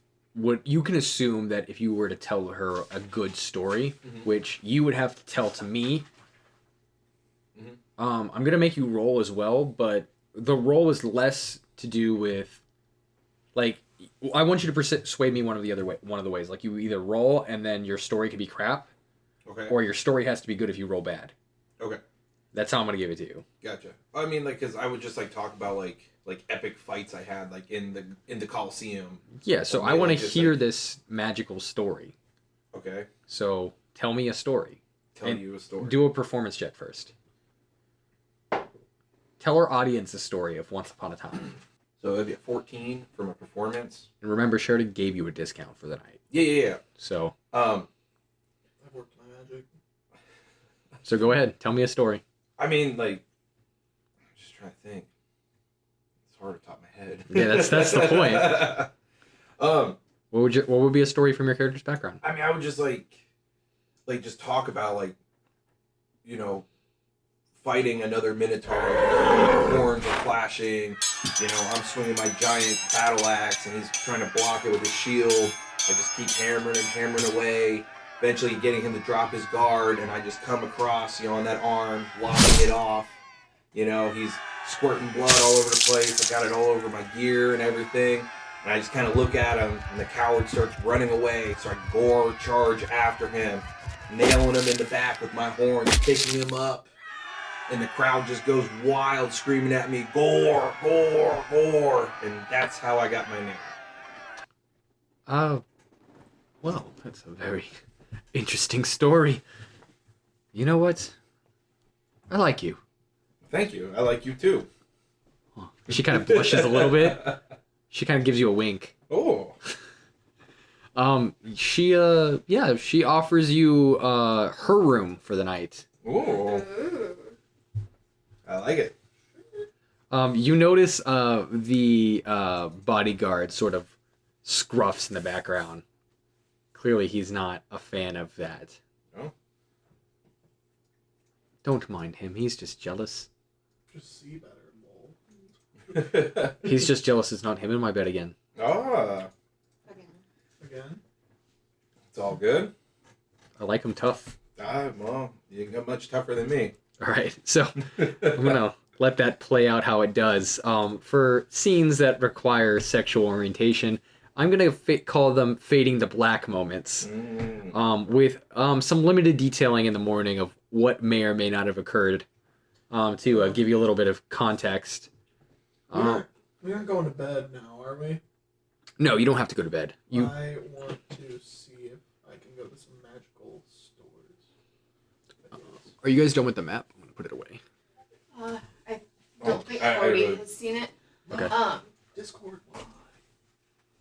With my background and like my memory for maps, how long would I have to look at it? Because it says I have an excellent memory for maps. I would say that if you bought paper, you could probably pretty closely recreate it. Where's the capital? Can I do it on the back of the regional map that I have? You could try. Is the capital marked on this? Because It's the center. Oh, it's just the center? Like Alright. Shield Island. Shield Island is the capital. Okay. So, for those in the audience who aren't seeing the map is a representation of the Shield Coast, which is the Feywild's version of the Sword Coast, and it's a circular sort of structural system, where there's different portions in the map. They are currently in the top left corner of the Feywild Shield Coast in the Black Forest Woods. Towards their right is the Shield Mountains, which is like a regular mountain range. And then you have the Sword Peaks just past that towards the top right. You have the Eastwood, the Dark Forest, and the Highlanders Mountains towards the east. Towards the south, you have the Shallow Swamp, the Wetland Wood, and the Mangrove Marsh, and the Forgotten Forest. And then at the center, you have the Legacy Lagoon, which is home to the capital, anything within the Legacy Lagoon. And you have the Shield Island and the Crescent Moon Island. And as well as a lot of grasslands and plains that sort of surround this area. So you have a pretty diverse sort of map of the world, which you guys are currently encompassed. Okay. Yeah. So you were looking for a magic shop. Yeah. So Violin kind of looks at you and she's like, "Oh, there's a magic shop. If you go," she kind of points toward. So each of these, there's layers. Mm-hmm. So you guys are on the bottom layer. So if you're thinking floors, this is ground floor. Yeah. If you go to the second floor, mm-hmm. You will find a magic shop called the Crystal Ball. The owner is named Kea Arabi, and he isn't a fan of mortals. So, but he does like magical items, and he does pay pretty well for them. I would like to walk in and start up a conversation about the Book of Magnus. You're trying. Who are you trying? Curious about. Who are you trying to talk to? The guy whose name you just said. So you'd have to walk up there. You're still in the tavern. Oh yeah. So well, no, you guys are still in the lodge. I'm sorry. So you aren't in the tavern. You're in the lodge, which is the Mossy Marsh. Would it be open by the time we get there? What was his name again? If we were to go.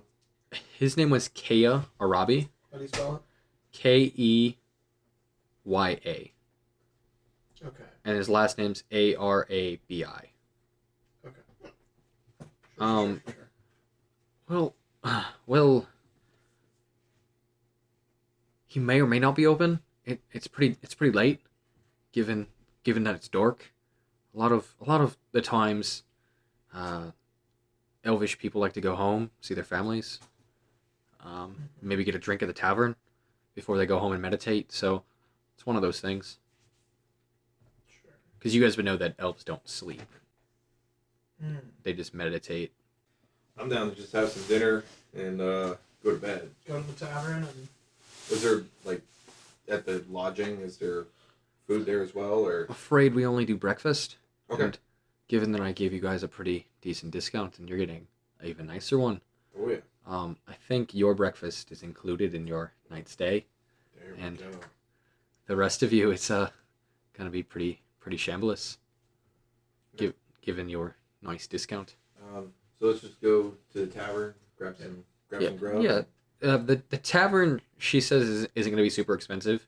The tavern is one of the few places that actually isn't run by elves, so you probably will get a little bit better treatment. Okay.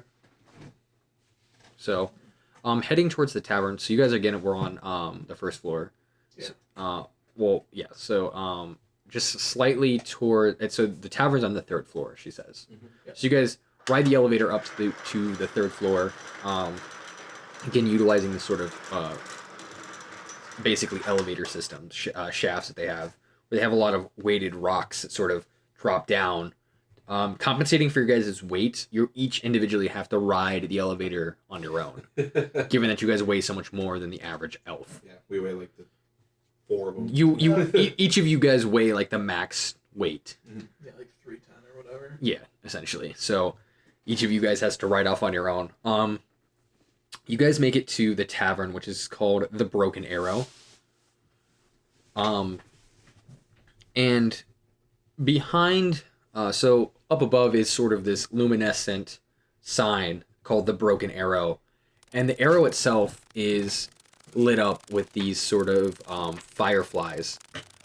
And it shows like basically like neon lighting, where like wherever the fireflies blinks, it shows like to represent like the broken arrow, and sort of it's the shooting of an arrow and then the arrow breaks. So it's like basically like if you go to see Christmas lights, that's the representation you're seeing. Snap. Yeah.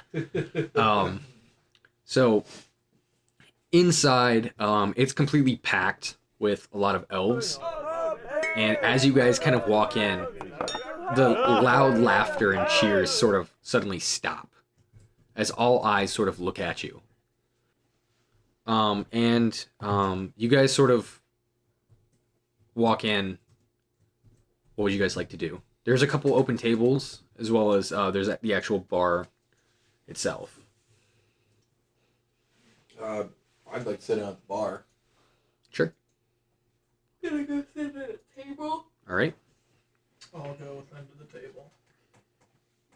Okay. So, you guys both heading towards the table. You heading towards the bar. I'll say that you have an interaction first. Okay. So, walking up to the bar, you kind of have to push past the elves who are already drinking and sort of cluttered around this bar. The Earth Genasi behind the bar, his name's Crag Coalstone. He's kind of like cleaning some mugs, and he kind of just looks at you and goes, "Oh, you're a big fucker, aren't you? Yep. I'll get to you in a second. Just one moment, please." Okay. He sort of slides some drinks over to, and again, most of these elves are drinking a lot of, like berried wine. It seems like that's the more common drink of this area. He starts sliding drinks over. They also have a lot of sort of boar and rabbit. Seems to be the most common food dishes, as well as fish. So there's a lot of that, and then there's obviously this is given that these are wood elves rather than your high elf breed. They eat both meat and vegetables, where high elves would generally only eat vegetables. They're more vegetarian. So the wood elves are all talking about adventures they were on and sort of missions they've been doing, kind of just cracking jokes. And he finally gets up to you and he's like, "Can I help you?" Just here for some food and drink. What do you recommend? Well, depends on how much money you got. I'm just looking for a modest meal. Modest meal? Yeah. 5 silver for the meal. Another 2 silver for the drink. All right. Here's a gold. Just keep the change, and I'm ready to eat and drink whatever you pour. Sort of gives you like the salute, and he takes the change, and he starts pouring your drink. And he sort of shouts back to his kitchen staff. You notice that in the back there's sort of this giant sort of half orc, sort of cooking back there, just sitting there whipping it. And he's like, "Hey, Brody, go ahead and give me that chicken Sammy." Let's go home. So he brings out like a pork sandwich, basically. I'll make chicken served on the table. Yeah, just a really nice McChicken sandwich. Yeah. I could have gone, Jersey Shore and called him Polly, but it's fine. No, you cool. So you guys sitting at the table, you notice that the waitress who's kind of walking around, a elvish woman, kind of bypasses your table. It seems like she's not coming anywhere near you. Looking around, you guys notice that there is another table of adventurers, and one of the half elves kind of walks up to you and she's like, "Well, what do we have here? We have ourselves a bit of adventurers." That is what we would be if we weren't stranded here. Well, that is a whole thing. I too have been stranded here, but I've somehow managed to thrive. And behind him, one of his friends, like a half-elf woman, kind of comes up and she's like, "Terribly sorry. Clearly he's drunk off his ass." Kind of grabs him by his scruff and he's like, "Let me down! Let me down, woman! Let me down! How dare you hand me?" But he does sort of slide 2 drinks on your guys' table as he before he walks away.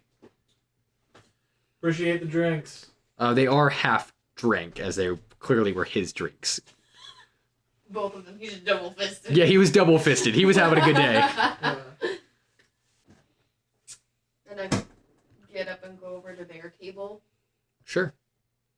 So, you get up and you head over towards the half-elf table with, so it has a half-elf, it has the halfling, and then it also has a human. So it's the half-elf woman, a human man, and then the halfling man. Man. The halfling man sort of has, like, basically this sort of dirt beard that they've created for themselves, like, to make themselves look tough. They also have, like, a cowboy hat on. They have, like, a cowboy hat on, and they're, like, rocking a very specific look. And just like, well, this is the Feywilds. We came here to party and have ourselves a good old time. I did not come here on purpose. Yeah, as long as I've been here, I haven't really had a good old time. Well, that'd be a shame. And the human male kind of like shushes his friend. He's like, I'm terribly sorry. This monstrosity has done nothing but cause me heartache. Nice to meet you. And he says, I'm Valen. Drozeth shakes him. Valen. Citradora. He says the tiny one is Prudence. Prudence. The halfling. Yes. Is It's Prudence. Alright. And the halfling woman is Geneva.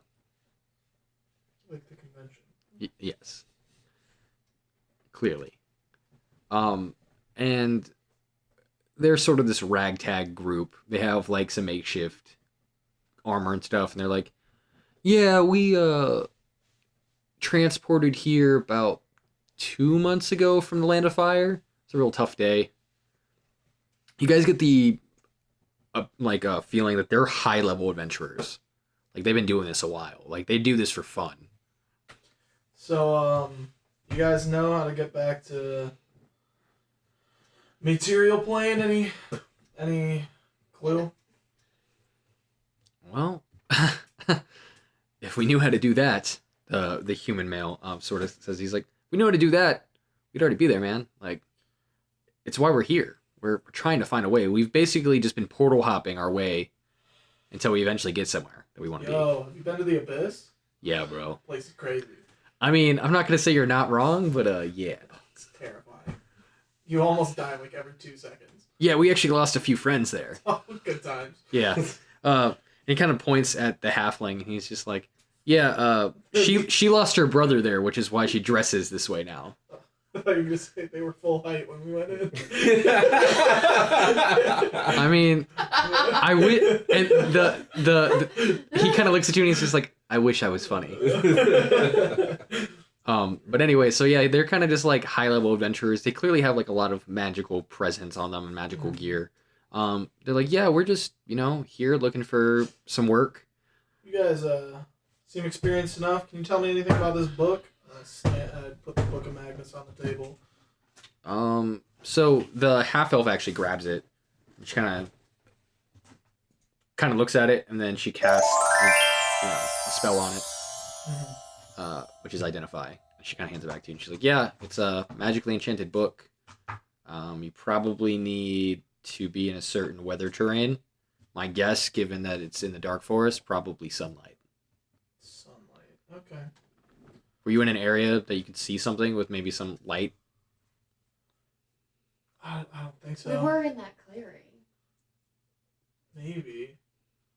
Yeah, we could go back to the clearing, but seems like I don't really want to go through the trouble of leaving and re-entering. But It seems a little counterproductive considering how long it took us to just make our get way in here, here. yeah. Is there part of Everon that's above the tree line to where you can get some sunlight, or? Yeah, there's definitely a area that you could go, for sure. But the problem with going there is that it's where most of the council, the sort of wood elf council lives. Mm-hmm. And they have a lot of rituals and ceremonies up there, so you're not really supposed to be up there, especially kind of kind of looks at you and is just like, you know, man. Especially not being an elf, you know. Yeah. I got you. She barely gets there, and the half elf kind of just like sort of ducks her head down. Oh yeah. Yeah, they kind of, you know, they don't like her either. Yikes. But yeah, and they kind of hand you guys some more drinks. They're like, you know, your drinks are on us. Oh yeah. Just yeah, entertain us. Entertaining. And the halfling's like, yeah, entertain us. And they start like clapping on the table, like Just bonfire. they're just like Ah! No, I'm kidding. like they're trying to have like the greatest time, and all the elves around are like staring at you guys awkwardly, like They're drinking their wine. And like, yeah, like they're very like civilized sort of compared to you guys. I mean, there is some music playing, so like in the background there's like some lutes and stuff going off, but like it's pretty early. Like it's probably like only 8 or 9 o'clock, and this group is already trashed. Like, so heading back towards the bar, you see your friends are now sitting with a group of people. You have your food with you, which neither of you guys have food at this point. So what would you like to do? What's the name? Crag? Yeah, Craig. Is Crag in front of me? Like, He's kind of attending some other people at the bar. does he look like super busy or? Yeah, he's pretty swamped. Like he's the only one behind the bar, and everyone seems to be here at the same time. It seems to be like, rush hour. yeah, essentially, yeah. Okay. So I'm gonna. Is my food almost gone? You just got it, so Oh, I just got it. yeah. I will pick my food up and go eat my companions over at their table. Yeah, so you kind of walk up, and as you do, the halfling kind of looks at you and is just like, well, shit. Ain't you a biggin? Yeah. I take poops bigger than you. That's probably true. But I'd definitely kill you. Yeah, right. You just. And It's over. the half elf says, darling, please not again. I don't want to have to clean up the mess. She kind of looks at you and says, I'm sorry about my friend. She's clearly excited and drunk. Yeah, I can tell. It's all good. I'm gonna sit down and have Do my food. do a perception check. Dirty 20. You notice right away that she was not kidding. Like, she was serious about murdering you very easily. Like she's like actually really strong. Yeah, these are high level adventurers Oh, okay. that are travel from plane to plane to plane. Like, these guys are top, like, high tier adventurers. So, but she's clearly very drunk. So, Yeah. So I'm just gonna sit down and start eating my food. Yeah, Drinking my drink. fair. All right, so you guys are all sitting there, and the music starts playing, and then you notice that the orc that was cooking food sort of like seems to be shutting down the kitchen as he like comes out, and he pulls out like basically like a makeshift microphone area, and he kind of like says, "Welcome to open mic night, and we're gonna go ahead and sing a song. It's a very special song." And he just starts singing like super well, like he's just doing some Justin Timberlake level lyrics, just getting it. Can I roll perception to see how attractive this man is? Yes, go for it. Screamo. Oh, That's where I thought you were going with it. no, Oreo. No, he's like the high vocalist in the Screamo band. Oh, 11. So even with an 11, you can tell this man be getting it. He be slaying. Like even the elvish women who don't seem to like mortals are like swooning over him.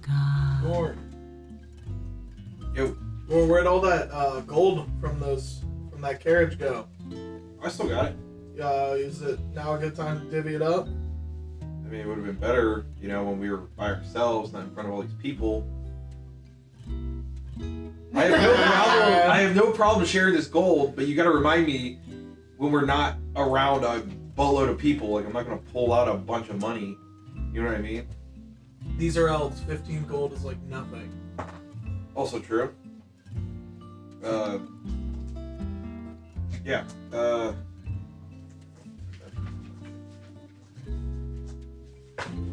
you guys got? How much did we get from that carrot? I think it was like 50. From the carriage?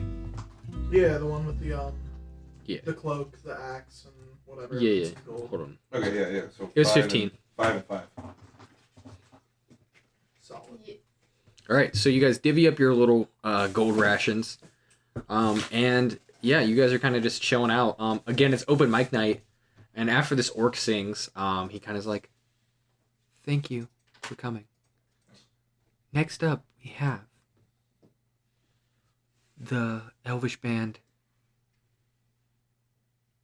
the Elveries, and they the Elveries, and it's an all female band." Oh. And they're all like dressed in like super like goth makeup. Like they're like your and then like they are your heavy metal band. Like they come in with the power lute. Like this girl has a bass that is literally just an axe with a whole bunch of strings on it, and she's just like doing those low notes like doom doom doom doom doom doom. And then you have like the high vocals doing the I was definitely like imagining like 4 non-blondes, like steampunkish. Like... Yeah. Like come to the land of the ice and so anyways, yeah, immigrant song, yes. Yeah. I love that it just like immediately went to like Sonic City Escape. Yes. So Can't stick around, gotta keep moving on. yes, clearly.